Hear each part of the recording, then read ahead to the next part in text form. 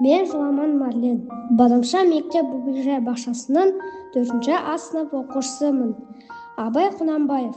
Бұл есімді естігенде көз алдыма үлкен ғұлама, дана тұлға елестейді.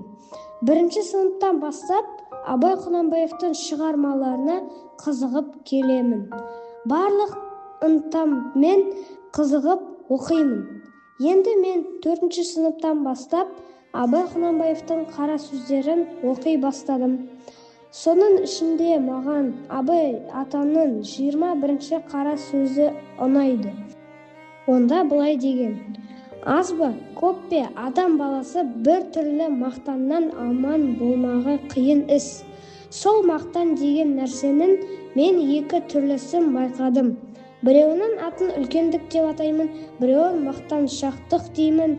Үлкеннің адам ішінен өзін өзі бағалы есеп қылмақ, яғни надан атан бастығын жеңіл, атан бастығын мақтаншақ, атан бастығын әдепсіз, арсыз, байлаусыз, пайдасыз, сұрамшақ, өсекші, өтірікші, алдамшы, кеселді.